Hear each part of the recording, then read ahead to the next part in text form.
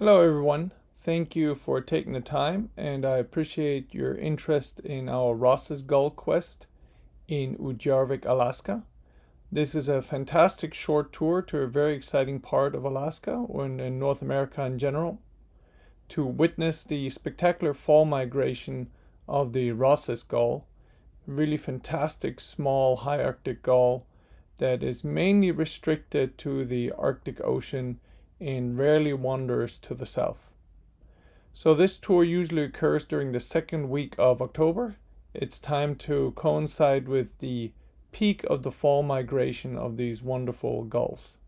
And I'll talk about the itinerary a bit today, where we visit, how we visit, and also some of the other spectacular birds we can see during this nearly week-long tour.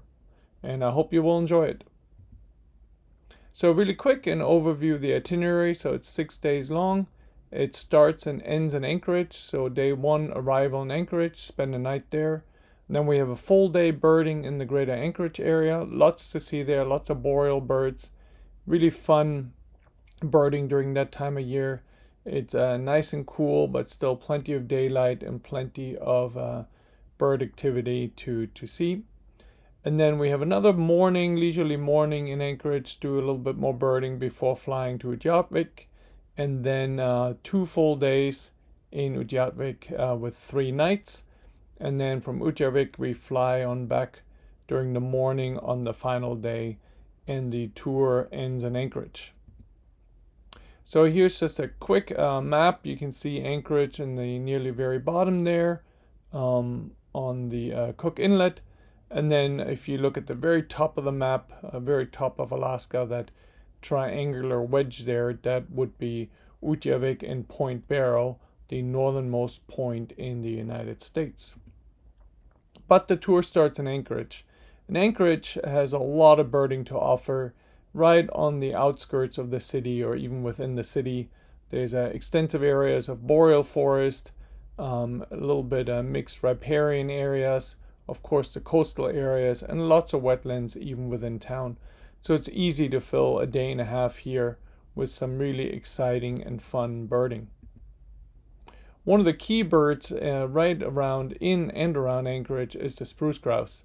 Widespread, of course, in the boreal forests, but not always easy to find.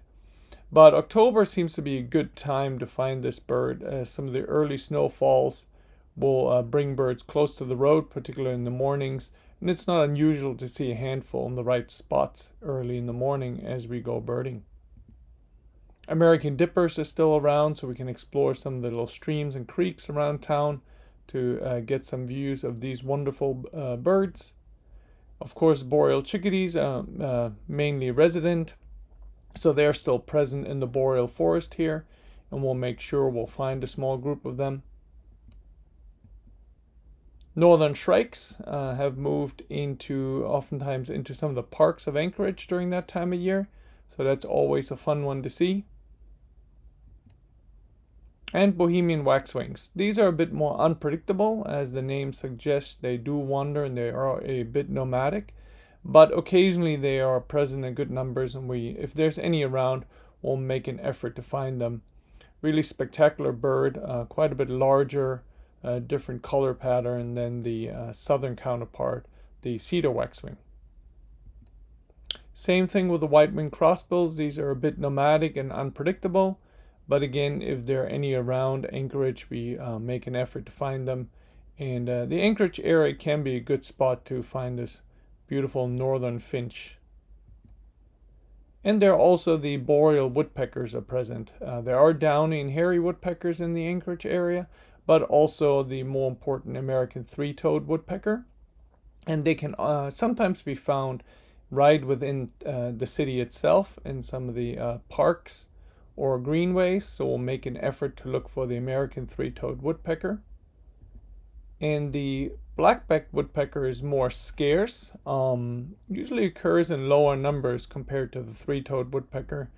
It's also mainly a boreal species, although it does extend as far south as California.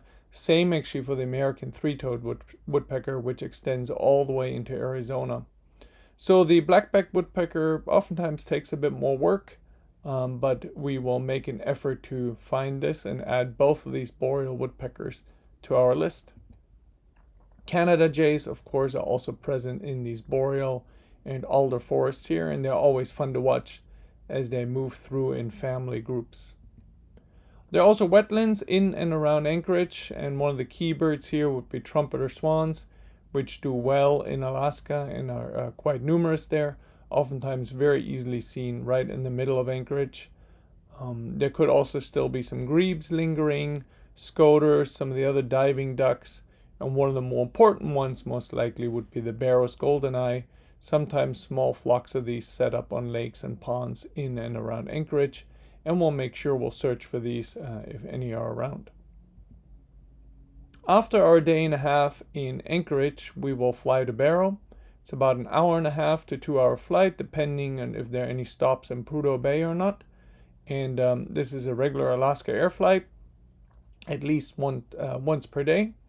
And once we get to Barrow, we'll settle in quickly, and we'll try to start going birding as quickly as we can. So a little bit of background to Barrow. Well, first of all, it's been renamed Utqiaġvik in 2016. So it now has a native Alaskan name, which refers to place of snowy owls. And again, it is pronounced roughly Utqiaġvik. It is the northernmost city in the United States and has a population of about 5,000 people. And the majority of people living in Utqiaġvik are Inupiat. These are Alaskan natives that have lived in the area for about 1,500 years. So even though it might seem like a frontier town, it's actually been inhabited for a very long time as a village or a town itself. It lies about 330 miles north of the Arctic Circle, so it's well of the Arctic Circle, so the high Arctic, but it still lies about 1,300 miles south of the North Pole. But as you can see, north of it are the vast expanses of the Arctic Ocean. So during our visit, we can expect temperatures between the mid-20s and mid-30s. So definitely, it's cold, but not too cold. Usually it can even be foggy still that time of year, or slightly drizzle. Usually not too much precipitation. The climate around Utqiaġvik is actually nearly a desert climate, which with very little annual precipitation.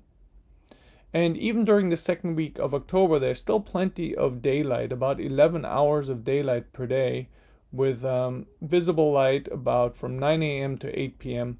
Even by 8:30, depending on cloud cover, it's already possible to see birds outside. So the starts are not too early in the morning, but there's enough time each day to go out, do sea watching, explore, photograph birds, and so on. So here is a map of Utqiaġvik and its environs, a little satellite image. You can see Utqiaġvik on the left there, and then that sliver of land sticking up in a sort of northeasterly direction that leads eventually to Point Barrow. On the right side, you can see Elsom Lagoon, and then you'll see some of the flat tundra with lots of wetlands, lots of these elongated ponds and sloughs. And these will be mostly frozen in and snowed in by the time we would visit during the second week of October. But the Arctic Ocean is still open, and that offers us sea watching opportunities. There's also a number of roads around Utqiaġvik that we can explore that lead into the tundra, and that will offer the opportunities to see some tundra species. We stay at the Top of the World Hotel, a really wonderful, comfortable place. There's actually a variety of restaurants around town, so food is variable and delicious. The hotel is very comfortable. It's quite close to the Arctic Ocean. You can't see it from here, but basically behind it, that would be the Arctic Ocean there. And it's rooms are spacious. Yeah, there's for the remote location, it's an incredibly comfortably and welcoming place to stay. So you can see Barrow and the Utqiaġvik environs are flat. So here you can see the flat expanse of ice. You see a little bit of the gravel beach, and the mountains don't start until about 300 miles south of Barrow. The rest of it is all flat tundra, which of course is teeming with shorebirds and waterfowl, during the spring and summer. We also do spring tours to Barrow, or I should say early summer tours, but they don't offer the opportunity to see the fall migration of the Ross's gull, of course. Here you can see this would be a typical morning. You can see it's a little bit cloudy, lots of snow already on the ground, but you can see the Arctic Ocean there is still unfrozen. So we would set up as a team with scopes and binoculars and do a couple of hours of sea watching each day. And it depends on the weather, which way the birds are moving or how many of them are moving. So we'll give ourselves the best chances and do a couple hours each day during our visit. And then we'll take breaks, of course, in between to warm up or explore around town and the tundra. And here you can see some of the Ross's gulls would actually come close to shore here and cut across land, almost directly overhead on some occasions, to cut across towards the Elsen Lagoon. So it's a really ideal observation point for the species. Here you can see one of our participants photographing birds in flight. And of course, in the background, again, you can see the vast flat expanses. So the main bird of the tour is, of course, the Ross's gull. And again, we have timed this tour to roughly coincide with the peak of the migration. One can never exactly predict when that will be or how many birds will move through. But during the last 4 years, our last 4 tours, we've had exceptional luck, and we have usually seen ranging from a few dozen Ross's gulls to a few hundred. So we've always had excellent success. And it's just spectacular to watch these beautiful small gulls come past the beaches of Utqiaġvik following their migration route. Most of the Ross's gulls actually will breed in far northern Russia, Siberia. There are few confirmed areas of Ross's gulls breeding in North America. But for some reason, it appears that the bulk of the world population migrates past Utqiaġvik and Point Barrow each fall in October. If there's an onshore wind, for example, many more birds will be visible as they're sort of pushed up against the beach, and sometimes they'll even feed right in the surf, right in front of the observers. So you can see this is a wonderful image here of an adult. You can see the very delicate build of this gull, long pointed wings, and then the beautiful long tail, a little bit of a pink hue still. And this was taken during our tour in 2023. The other nice thing about seeing several Ross's gulls here in Utqiaġvik during the fall is you see different age groups. So here's a young one, a juvenile, that was also seen in 2023. And again, beautiful small bill, lots of feathering coming out onto the bill, and a beautiful patterned wing. And then just watching groups of these spectacular gulls come by is just an absolute birding highlight for any world birder or North American birder, I would say. Here you can see that wonderful long tail. You still see the dark ring around the neck. It's more prominent in the spring and in the summer, but just really, really pretty gulls, and quite a lot of pink on these 3 adults here still. There are also other gulls that move through. There's still good numbers of black-legged kittiwakes that are present. And there are also eiders. So while we're doing the sea watch, not only do we look for Ross's gulls, there's actually quite a bit of activity to scan through. So the activity is almost unbroken. There's always something flying, whether it's kittiwakes, some other seabirds, or more specifically eiders. This is a good-sized flock of common eiders. That would be the most prevalent eider species during that time of year. And here you can see an adult male coming by. Of course, the Pacific subspecies has the yellow-orange bill. And among these common eiders, we look for others. So here's a female king eider, for example. This one was hanging out very close to shore during one of our visits and gave fantastic views and some good photo opportunities. So for anybody that's still seeking eiders, this is actually a very good tour to see 3 or possibly even 4 species. So among these king and common eiders, occasionally we can still find spectacled eider. You can see a female king eider here on the left and a female spectacled eider on the right. And these were flying past the sea watch at one point, giving fantastic views. There's still lots of long-tailed ducks. Occasionally there's still some scoters present and some other waterfowl species. So there's basically never a dull moment at the Sea Watch. It's also a good time of year still for loons. You can see from this photo here, this was a rather distant view, but yellow-billed loons are almost guaranteed during a visit there, sometimes flying by or resting on the water. And there's still good numbers of red-throated, Pacific, and even common loons. The glaucous gulls are ever present. This is by far the most common gull species here in Barrow. Here you can see a first cycle bird. They of course occur in all age classes here, offer fantastic studies, but they are numerous and can be seen by the hundreds on a daily basis.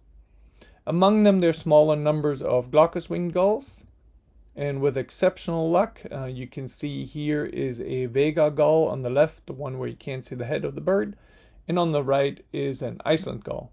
So even among these numbers of gulls, there are other possible species that we can find, and we always scrutinize them carefully when we have time. Jaegers have mostly left Utqiaġvik area by that time of year, but occasionally we still might catch a parasitic or Pomeranian jaeger. And the short-tailed shearwaters, again, these will mostly be moving south by that time of the year, by October, heading back towards the South Pacific and waters of New Zealand, but occasionally we still catch one lingering, a little bit weather dependent of course, but a short-tailed shearwater is possible from the Sea Watch here. And with really exceptional luck, we might see an ivory gull. This is not to be expected in Utqiaġvik during October. Maybe more likely even later in the year, November, December, but an ivory gull is not really expected anywhere. I mean, these are really high Arctic gulls, low in numbers, but with exceptional luck, it is possible to see ivory gull in October in Utqiaġvik. It has happened before, and of course it would make a spectacular trip to see Ross's gull and the wonderful ivory gulls in one trip. So that is another bird, another specialty to keep in mind, and we always keep a lookout for this fantastic Arctic gull, of course. Once we've had good luck at the Sea Watch, we can warm up, driving around the tundra a bit, looking for snowy owls. And snowy owls still linger into October in Utqiaġvik in varying numbers. The area always has experiences fluctuating numbers of snowy owls, depends on the prey base a bit, but we can usually find one or two or even a handful during that time of year. Here you can see they find these perches around town, and we can oftentimes get great studies of them. This right here being a young female snowy owl with a lot of black barring on the underparts on the head and lots of spotting on the wing. And here you can see a male plumaged bird, much more white overall, sitting up on a snowbank. And that, of course, is another fantastic high Arctic specialty that we have a very good chance of seeing. Most of the songbirds will have left. There really aren't that many songbird breeders or breeding songbird species around Utqiaġvik to begin with. Lapland longspurs and savanna sparrows will have moved south already, but flocks of snow buntings are still present into October, and so are redpolls. Most of the redpolls here being hoary type, but they have now been lumped, of course, and we can sometimes find little flocks of these at some bird feeders in town. And you never know what other surprises you may find in Barrow. It really is the end of the continent, so to speak, and sometimes birds funnel into town from further south. There are a few mammals around too. Some of these are quite exciting, like these wonderful Arctic foxes. They set up shop right outside the Top of the World Hotel one year, so we were able to watch their antics as we left in the morning and came back during the day. Really neat to see a pair of Arctic foxes here in their winter coats. And of course, most exciting, almost skipped over it here, but here it is the possibility of polar bear. Right now we have seen polar bear on about 75% of our Ross's Gull trips to Barrow, so there's a very good chance these will oftentimes move around Elson Lagoon or near the point, and of course at a good safe distance, and we can scope them. And more than once have we had family groups like this one. This is a female with some fairly well-grown young already. So polar bear is of course one of the most exciting mammal opportunities that we can find around Utqiaġvik that time of year. There's still a few marine mammals around, not too many, but we'll see some seals occasionally, ringed seals possible, and bearded seal. Although since there isn't that much sea ice, sometimes marine mammals are actually easier to see on our spring tour. But I hope that gave you a bit of an overview, and some of the other species you can see on this tour. Oftentimes it does seem like a bit of a one bird tour, which of course is the spectacular Ross's gull, but there are plenty of other things to see like eiders, loons, Jaegers, very good boreal birds around Anchorage and so on. And of course, I didn't get to mention yet, there is a museum and cultural center in Utqiaġvik that's open that time of year, and there'll be time to visit that, to see arts and crafts and to learn about the local Inupiat culture. There are also occasionally events around town that give you a first-hand look at the fascinating and very ancient Inupiat culture, and it's a fantastic experience to see a true frontier town and high Arctic living during that time of year. And overall just makes for a very comfortable, relaxed tour. Just the right amount of time in the field to look for one of the most exciting gull species in the world, one of the most exciting Arctic birds anywhere, and also experience a really unique part of not only Alaska, but of North America. So again, our tour dates for this year would be October 8th through 13. We got some spaces available.